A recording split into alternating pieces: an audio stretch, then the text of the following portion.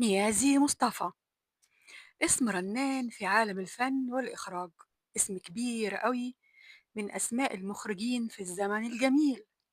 زي ما اسمه ارتبط بأفلام كتير متنوعة وحلوة وشدت كل الناس، كمان نهايته كانت مروعة وبرضه شدت كل الناس.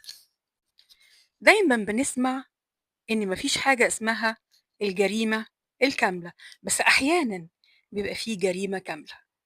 مر على وفاة نيازي مصطفى 39 سنة السنة دي. نيازي مصطفى اتقتل وقيدت للأسف الجريمة ضد مجهول لغاية دلوقتي. القرد كوكو كان بيلعب في السيناريو أثناء تجهيز المخرج نيازي مصطفى لتصوير مشاهد فيلم الأوراراتي سنة 1987. نيازي مصطفى ما كملش تصوير الفيلم. ليه؟ عشان اتعثر عليه في بيته مقتول في شقته. المخرج نيازي مصطفى أخرج 115 فيلم روائي طويل، من ضمن أفلامه سلامة في خير، وفيلم الأخير اللي كان ليه اللي هو الأوراداتي، واللي كان سنة 1987. 50 سنة من السينما المتواصلة وقفتها بس وفاته المفاجأة والغامضة. نيازي مصطفى كان متجوز الفنانة الكبيرة كوكا. فاكرين كوكا اللي كانت طالعة في فيلم عنتر بن شداد؟ أيوة هي دي.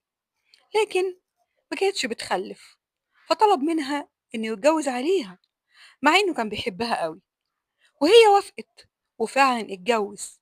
وكانت الزوجة التانية هي الفنانة نعمة مختار، لكنه ما قدرش يكمل معاها وقرر إنه ينفصل عنها، ورجع يكمل حياته مع كوكا لغاية ما ماتت بالسرطان.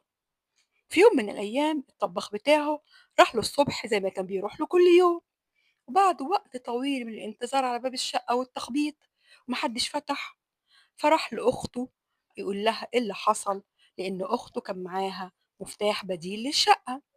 وفعلا راحوا فتحوا الباب بالمفتاح ولقوه مقتول، ومش بس كده، ده كان مربوط من إيديه الاتنين بكرافتة من كرافتاته.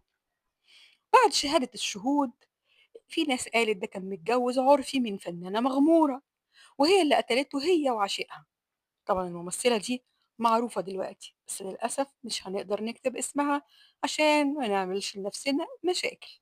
ومنهم اللي قال إن قريب الطباخ هو اللي عمل فيه كده، ولبسات كتير للحادثة، ووجدوا كمان في مكان الجريمة بصمات كتير جوه الشقة، شقة الدقي اللي كان ساكن فيها.